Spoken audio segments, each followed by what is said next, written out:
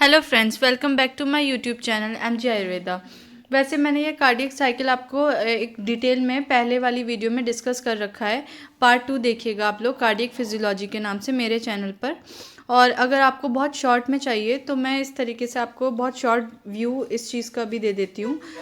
ये theoretical view है, उसके बाद इसकी जो ड्यूरेशन वगैरह का एक फ़्लो चार्ट मैंने आपको दे रखा है उस वाली वीडियो में। बट चलिए मैं यहाँ पे आपको नोट्स में दिखा देती हूँ, तो आप इस फ़्लो चार्ट पर ध्यान दीजिएगा। ये फ्लो चार्ट है। अगर इसका डिटेल वीडियो आपको देखना है तो आप पार्ट 2 में जाके देख सकते हैं। कार्डियक साइकिल के नाम से है। Now so we will begin.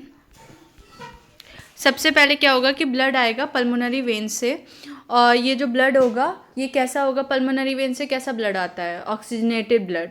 तो ये ऑक्सीजनेटेड ब्लड पल्मोनरी वेन से आएगा लेफ्ट एट्रियम पे, और लेफ्ट एट्रियम पे ये जो ब्लड आएगा पल्मोनरी वेन से और ये इसको फिलअप करेगा। और उस टाइम पर लेफ्ट वेंट्रिकल का प्रेशर 0 होगा, मतलब लेफ्ट वेंट्रिकल में कोई भी ब्लड नहीं होगा क्योंकि वो सारा ब्लड एओर्टा को दे चुका है। लेफ्ट एट्रियम ब्लड से फिलअप होता रहेगा और इस स्टेज पे जो एट्रियोवेंट्रिकुलर वेल्व है वो भी क्लोज्ड अप होगी। उसके बाद क्या होगा, जब ये लेफ्ट एट्रियम ब्लड से बहुत ज़्यादा फिलअप हो जाएगा तो ये प्रेशर एक्सर्ट करेगा एट्रियोवेंट्रिकुलर वेल्व पे, और वो वेल्व खुलेगी। और जैसे ही वो वेल्व खुलेगी तो 70 to 80% of blood with pressure left ventricle में जाएगा। इसको बोलते हैं गश ऑफ ब्लड। इस टर्म को याद रखिएगा, गश ऑफ ब्लड। तो गश ऑफ ब्लड लेफ्ट वेंट्रिकल में जाएगा, एट्रियो वेंट्रिकुलर वेल्व उस टाइम पे ओपन होगी, और इसको बोलते हैं स्टेज नंबर 1। इसको बोलेंगे रैपिड फिलिंग स्टेज। अब उसके बाद स्टेज 2 आती है जिसको बोलते हैं हम सेकेंड स्टेज। सेकेंड स्टेज में क्या होता है, सेकेंड स्टेज में वो जो ब्लड है उसको अब स्टोर्ड ब्लड को अब काइनेटिक एनर्जी मिल गई है फर्स्ट फेज से, तो अब वो स्लो वे में जाएगा लेफ्ट वेंट्रिकल में। तो उसको बोलेंगे हम slow filling phase. Now third phase आएगा। उसमें क्या होता है, ये लास्ट फेस होता है जिसमें एट्रियम कॉन्ट्रैक्ट करता है। क्यों कॉन्ट्रैक्ट करता है, जिससे कि जो भी बचा कुचा ब्लड है एट्रियम में वो वेंट्रिकल में चला जाए।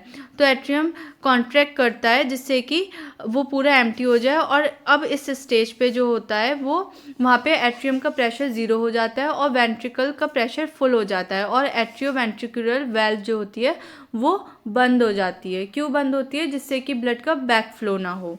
उसके बाद अब जो वेंट्रिकल है वो फुल ऑफ ब्लड हो गया है, और जो एओर्टा है वहाँ पे प्रेशर लो है, मतलब 80 mm ऑफ Hg है, क्योंकि एओर्टा सारा ब्लड अपना सिस्टमिक सर्कुलेशन में दे चुका है या ऑर्गन्स में सप्लाई कर चुका है।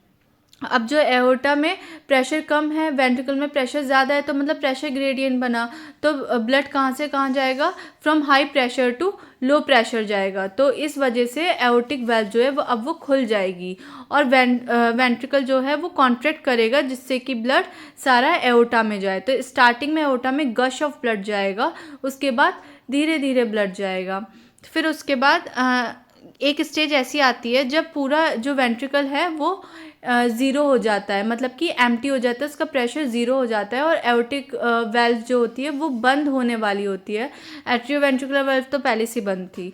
फिर जो एओर्टिक वेल्व जो होती है वो भी बंद होने वाली होती है, जिससे कि जो ब्लड है वो वापस से बैक फ्लो ना करे, क्योंकि एओर्टा पूरा उस टाइम पर ब्लड से भर जाता है। तो वो जैसे ही बंद होने वाली होती है और वेंट्रिकल पूरा रिलैक्स स्टेज में जाने वाला होता है, तो उस स्टेज को बोलते हैं प्रोटो डायस्टोल स्टेज। डायस्टोल मतलब रिलैक्सेशन, प्रोटो मतलब प्रिमिटिव, मतलब डायस्टोल मतलब जो प्रोटो डायस्टोल मतलब जो रिलैक्सेशन से पहले की स्टेज होगी उसको बोलेंगे प्रोटो डायस्टोल स्टेज। और इस तरीके से, और जब प्रोटो डायस्टोल स्टेज होती है तो जब उसके बाद फिर डायस्टोल होता है, मतलब वेंट्रिकल रिलैक्स हो जाता है, एओर्टिक वेल्व बंद हो जाती है, ब्लड से भर रहा होता है, और इस तरीके से 1 कार्डियक साइकिल कंप्लीट होती है। और यही same cardiac cycle right side में भी चल रही होती है। राइट एट्रियम और लेफ्ट एट्रियम साथ में भरते हैं और साथ में ही ब्लड को एम्प्टी करते हैं लेफ्ट वेंट्रिकल और राइट वेंट्रिकल में।